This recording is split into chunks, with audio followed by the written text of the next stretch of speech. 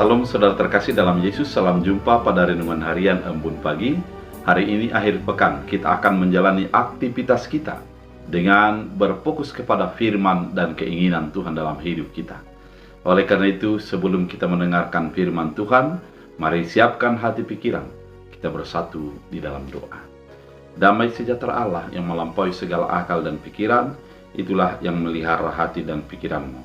Dalam Kristus Yesus Tuhan, amin. Saudara terkasih, firman Tuhan untuk kita dari Imamat 20 ayat 8. Dalam bahasa Batak Angkola dikatakan, "Patulus ma aturan nasian au, ake au do Tuhan, napa punjukon hamu baen diau." Dalam bahasa Indonesia, demikianlah kamu harus berpegang pada ketetapan-ketetapanku dan melakukannya. Akulah Tuhan yang menguduskan kamu. Demikian firman Tuhan. Saudara terkasih di dalam Kristus Yesus, ketika orang Israel keluar dari Mesir dan mereka berada di padang gurun, maka mereka menjadi hidup nomaden dan berfokus kepada Tuhan. Namun, ketika mereka di dalam padang gurun itu, Allah mempersiapkan hati mereka bagaimana bersikap dan beriman ketika sudah menjadi tinggal di tanah Kanaan, di suatu tempat yang menetap dan harus menjadi berinteraksi dengan orang-orang sekitar. Banyak yang menjadi godaan bagi mereka ketika melihat ilah-ilah lain, di mana yang disembah oleh bangsa-bangsa lain.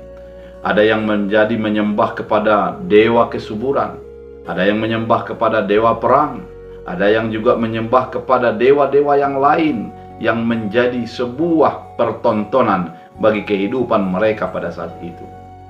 Namun dalam imamat ini, secara khusus pada pasal 20 ini, Allah mengingatkan mereka agar menyingkirkan dari pemikiran ataupun sikap yang menyembah kepada ilah-ilah lain. Mereka harus menjauh daripada penyembahan berhala, penyembahan kepada roh, dan penyembahan kepada dewa-dewa kesuburan tersebut. Orang umat pilihan Allah itu harus menjadi kudus. Di dalam ayat 7 pada pasal 20 ini dikatakan, "Kuduslah kamu sebab aku kudus." Ternyata umat itu harus menjadi kudus. Kekudusan mereka terpancar daripada kepatuhan mereka pada firman Allah, kepatuhan mereka kepada keinginan Allah. Ketika mereka menjadi menghidupi Taurat itu, menjalankan dalam kehidupan sehari-hari, maka kekudusan itu akan menjadi milik mereka. Namun ketika mereka berpaling ke kiri dan ke kanan dan menjadi ingin seperti bangsa lain, maka mereka akan menjadi mendukakan Allah, menjadi mengotori dirinya, dan menjadi musuh atau seteru daripada Allah. Firman ini mengatakan, "Demikianlah kamu harus berpegang pada ketetapanku dan melakukannya." Ternyata kekudusan umat itu adalah ketika sesuai dengan firman Allah. Saudara terkasih, bagaimana kehidupan kita pada saat ini? Bagaimana ukuran kekudusan bagi kita? Kekudusan, kebenaran itu adalah Yesus sendiri, di mana dikatakan, "Akulah jalan, kebenaran, dan hidup." Artinya, Yesus menjadi patokan kebenaran itu.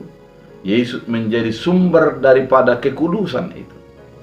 Dikatakan pada firman Tuhan bahwa di dalam Yesus segala sesuatu sudah diselesaikan dan berlalui Dia, maka keselamatan dinyatakan.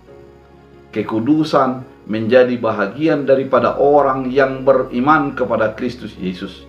Dalam 1-2 Korintus 5 ayat 17 dikatakan, "Semua sudah berlalu, yang lama sudah berlalu, dan baru yang baru sudah datang."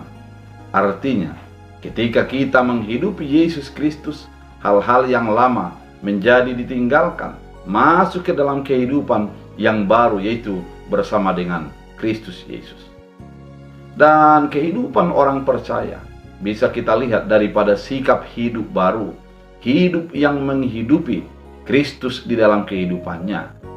Maka dikatakan bahwa hidup dia saat ini adalah hidup di dalam Kristus Yesus.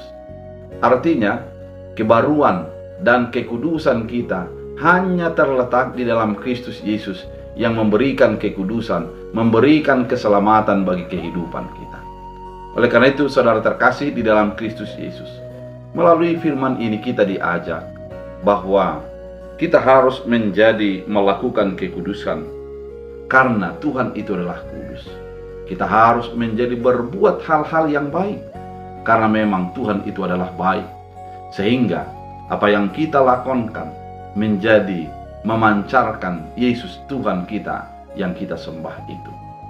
Pada firman ini, demikianlah kamu harus berpegang pada ketetapanku dan melakukannya.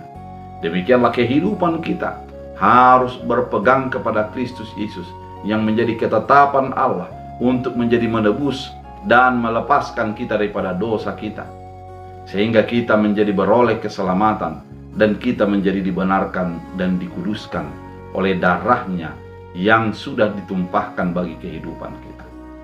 Saudara terkasih di dalam Kristus Yesus, firman ini mengajak kita untuk menghidupi kekudusan Allah, untuk menghidupi firman Allah, yaitu Yesus Kristus dalam kehidupan kita.